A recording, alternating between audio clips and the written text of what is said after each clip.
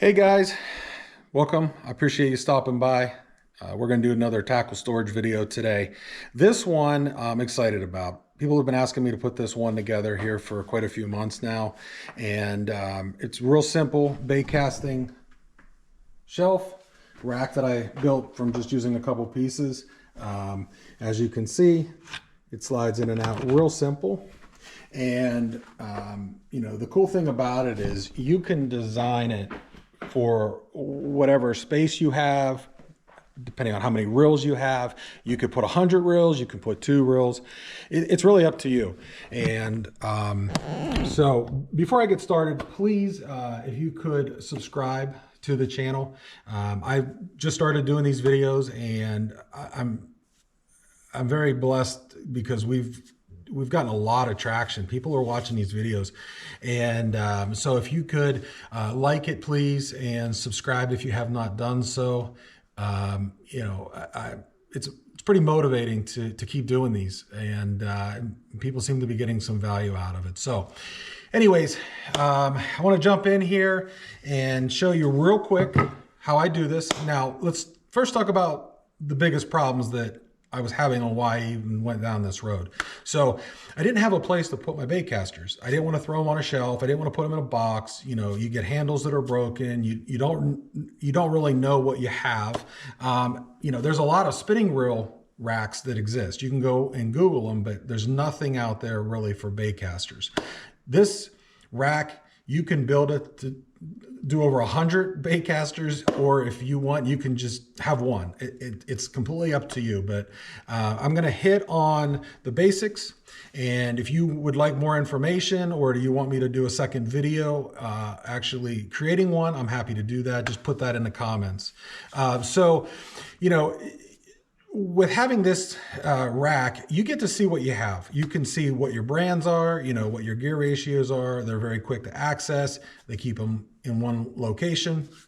Now, the key to it is that each rack is going to have 2 pieces of wood. And I'm just grabbing 2 pieces of scrap wood here.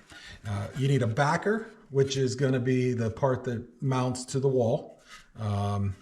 And then on top of that, you're going to have the spacer that will come off of the front. And you want to have at least 2 inches of spacing where you're going to mount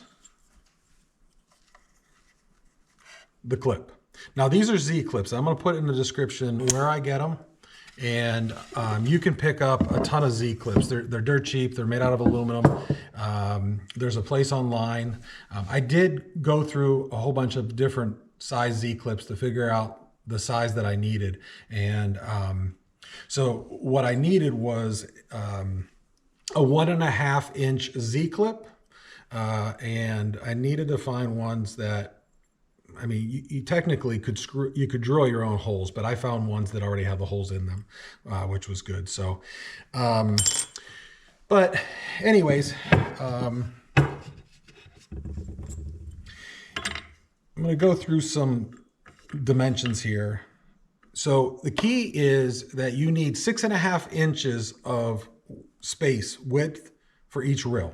So when you're designing what you want it to look like, depending on how many reels you have, you want to factor in about 6.5 inches, so, if you do the math, if you have 6, reels that you want to put side by side, you're looking at, roughly 40 inches, give or take.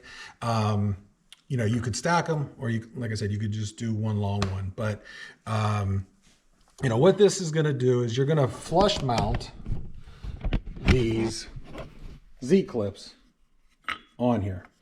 And from this part to this part is where you want your 6.5 inches. But when you mount them, you want them to be on the top of the spacer. And you want to have a gap from here to here. This gap here is where your bait caster is going to sit. That needs to be 3.5 inches. So, use that as a rule of thumb. 6.5 inches per reel. If you down the road, want to expand, make sure the wood is long enough so you can, add on to it if you need to. But the usability of this is awesome. So that's pretty much it. So I just want to make sure that you kind of have an idea.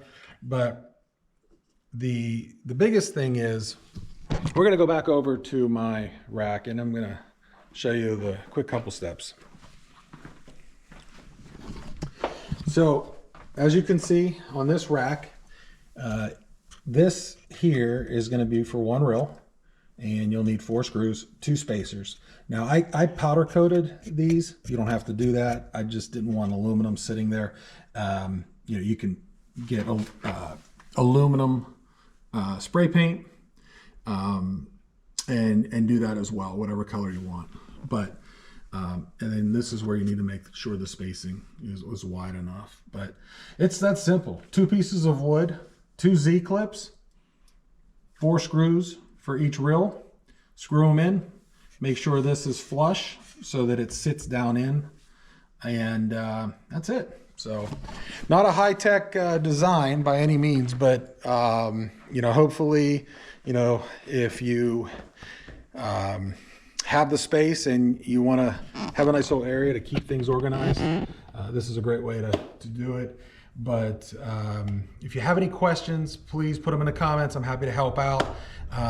And that's it. And I appreciate it. And stay tuned till we do the next video. Have a good day.